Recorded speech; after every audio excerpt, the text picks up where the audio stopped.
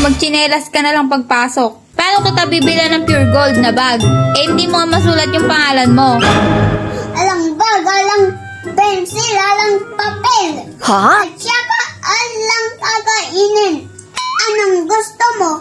Poor na nga ako eh. Siyempre, yung may work, dapat marunong magsulat. Eh, marunong na nga ako eh. Hindi mo nga masulat yung name mo, oh. Ay, ako. Oh, gusto mo din. Ano ko? Oh, bakit ka ganyan sumagot? Eh, kasi galit naman ako. Ba't ka nga galit? Eh, lalagay mo ako ng malaking trash bag sa likod ko at ayoko na sa'yo. Hindi yung trash bag, sako yun. Gagawing bag. Yung sako. Ayoko yung sago eh. Eh, ano nga gusto mo? Sago ko. Gusto ko ako maging poor. Alang bag. Pag naging poor. Alang bag, alang pencil, alang papel.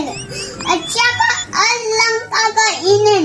Kumakain lang ng Cheetos. At kumakain lang sa trash can. At anong gusto mo?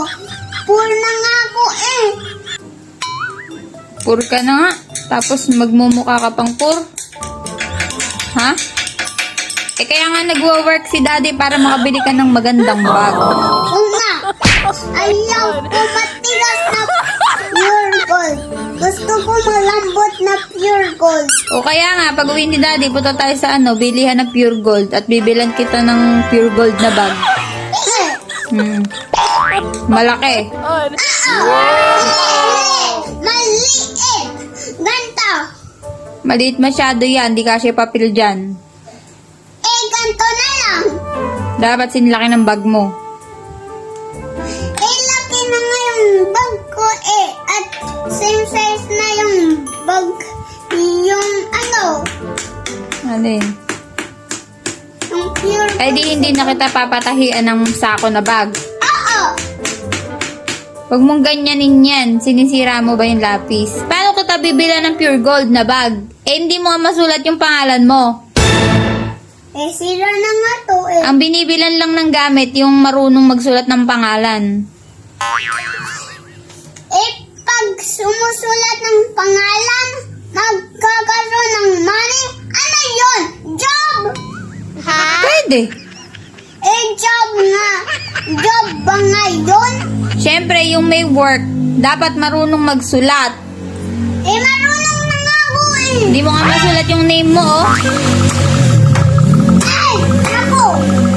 Paano ka magiging tao? Ito. Antok na antok.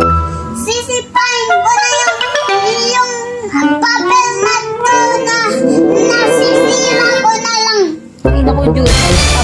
Pangalan mo lang pinasusulat ko, dinaing mo na lahat ng buong buhay Ay, mo. pinanggang na naman. Isusulat mo lang pangalan mo.